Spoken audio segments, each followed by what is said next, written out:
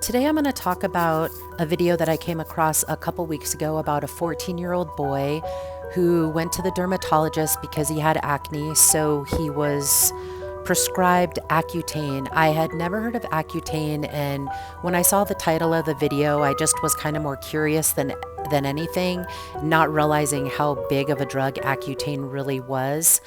And the channel is called Dr. Joseph. I will link the video below for anyone interested in wanting to see the whole thing. But basically, long story short, this 15-year-old went in, was put on this drug, and then it caused him to have IBS, low testosterone count. He was having psychological issues, major fatigue, and this is like a 15-year-old teen boy. This is just absolutely unbelievable. And you may be asking, why am I posting a video like this? Well, let me just give you a little bit of backstory. For the last couple of years, I've had major skin issues. I did not go to a dermatologist because I did not want to get put on some kind of pill, because personally, I do not take any pill of any kind at all. I do think there are some herbal pills that do work by certain brands. For the most part, I just stay away from any kind of pill because there is no regulation over that. So a couple years ago, as anyone that has seen my last blog, I've had major skin issues, and I kept seeing these videos about acne and how tallow was able to cure it. So I decided to find a local rancher that was grass-fed, grass-finished, and buy some tallow and make it for myself. And in 6 days, my face healed. You can see the pictures. I will add a picture here too as well. So what is tallow? Tallow is the fat from around the kidney of a cow or a sheep or a bison, but in this case, I do get it from a ranch that raises cattle, and it is grass-fed, grass-finished, no antibiotics and no vaccines, and only 3% of the beef in the United States is grass-fed, grass-finished. So if you're buying a mass-produced tallow, I would be really wary as to where they might be getting the tallow from, because of its popularity and how popular it has become, they are just bleaching any kind of fat and putting it in there. So now a lot of the tallow is even tainted. So just be aware of that when you're buying tallow. And as a comparison, tallow is the fat from around the kidney of a cow, whereas shea butter is the fat from the nut of the shea tree. So it's like an animal fat versus a plant fat. And that is why I do think that tallow works for a lot of people for their face, is because it is closer to our own sebum. The fat is. It resembles us more than a plant's fat. Now I'm going to talk about how I came into my niche of only using whole herbal infusions and completely ridding not just my products of essential oil, but actually I rid my entire apartment of all essential oils as well. And this came about because of the book Essentially Deadly, written by April Graham. But I had also already intuitively started feeling, after buying essential oils, that is why I did make my sprays a whole herbal infusion instead of using essential oils, because I still was using essential oils at that time, but just something really got me thinking about the essential oil smell. And this is coming from someone who used an extremely large amount of essential oil since I became a massage therapist. I always had a diffuser going. I had seen something where you can put essential oil on clothespins and put them, like clip them on your air conditioning in your car. All my handmade soaps used essential oil, shampoos, my dish soap, all the sprays. So even just getting rid of all of it in my house was quite a task. And actually finding a really good soap that was unscented, it did take a little bit, but actually I had to source most of them from Europe. So I highly suggest people get this book and read it, because you just have no idea. These essential oils are being sprayed on plants. So we're also eating them. They're sprayed as a bug repellent because of the VOCs. And there's over 200 VOCs that are created inside every single bottle.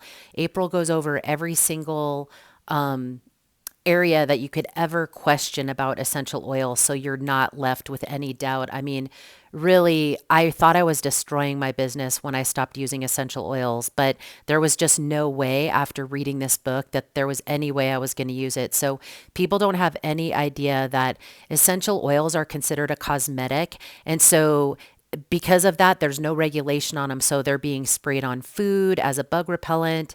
They're in everything. It can say lavender essence. It can just say lavender. It can say lavender scent. That is all essential oil.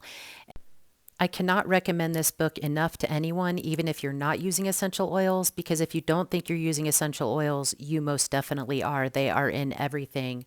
So I'm going to read you the back of the book. It says, did you know every essential oil has over 200 highly refined chemical compounds present, many of which are severe toxins? Millions of gallons of these oils are produced yearly for industrial use in cosmetics, herbals, foods, cleaning agents, pest repellents, and beyond, making them highly prevalent in our lives even if we don't use essential oils. Each year, the industry generates billions of dollars in sales, yet these oils have very little oversight due to the manufacturers only marketing them as cosmetic topical use ingredients.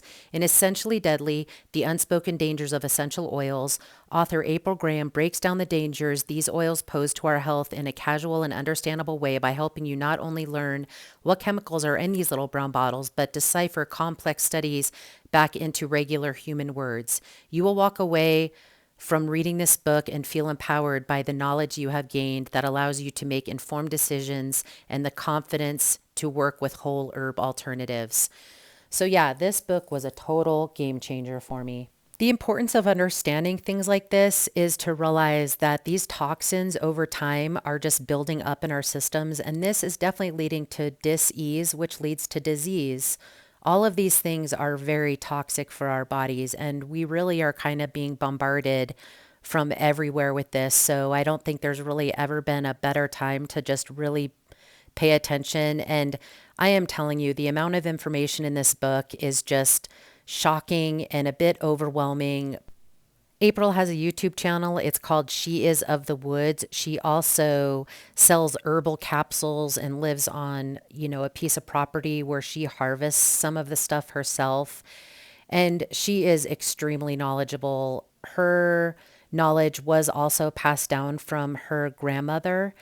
So I suggest checking out her page. I'm not sponsored by her in any way. I just find her to be very, very intelligent, and I highly recommend reading her book. So lastly, I want to talk about these are all of the oils and fats that I use, and let me just tell you, every single one of them is edible. You will be hard pressed to find anyone who doesn't just dump a bunch of essential oil into their tallow, which, now that I know what I know, do I blame these people? No, but the thing is that people need to start doing a lot more research and realize that, the layers of lies are like peeling an onion. They just go on and on and on. And luckily for me, I had already done a tremendous amount of research into many other things and already realized this. So I just feel really lucky that I came across this book. So with that being said, and with all the hundreds of videos I've watched, like to make deodorant and lip care, I have only found maybe one other homemaker who warned against using essential oils on your skin. It is something we absolutely should not be putting on our skin at all. So I do feel really blessed to have this as my niche, and I have created a tallow face. I use Manuka honey. It's mostly tallow. I do put a little bit of castor oil in there for its amazing benefits. I have also created a tallow magnesium that also it's like 90% tallow. There is a little bit of castor oil in there. And the herbal infusion I use for both of them is clove, rosemary, and peppermint because those are the three best herbs for your skin and hair, the three of the best. And I do a 24-hour whole infusion on warm. So I feel really good about this. And, the thing is that with all these toxins being put in everything, this is what destroys our minerals, such as magnesium. That is all these toxins being put in your body. It just destroys all of the minerals that make up your body. That is why so many people are getting sick. being able to find new information and use it wisely. I know it's hard for some people after you've been using something for such a long time, but you have to realize that changing your mind is a human thing and it's totally normal and it opens up new pathways for everything. So, you know, learning is being able to change your mind. And I hope this video helped. And also, something I forgot to mention was I had a woman the day after I saw this video come up to me and buy some tallow for her son. She informed me that he had a really bad case of acne. And so, I asked her what was the drug that he was put on, and she told me that it was Accutane. And that's when I put it together, and I couldn't believe that the day after seeing this video, I met a customer whose son was actually using this drug. And I started telling her about the video I saw, and she really just did not want to hear about it, which I understand who would want to hear about that. But I was like, man, you need to take him off of that drug. But this is what really inspired me to make this video and make me realize that I do an incredible amount of research into food and other toxins and things like this, that I really do feel like it's time to share it with people and put it in a form. I know more people would rather watch a video than read a blog. Plus, I don't really think I'm a great writer. Not like I'm some great video maker, but I think more people would actually rather watch a video. I do not consider myself an influencer. I consider myself a sharer of information. So feel free to share this information with anyone you think it could help.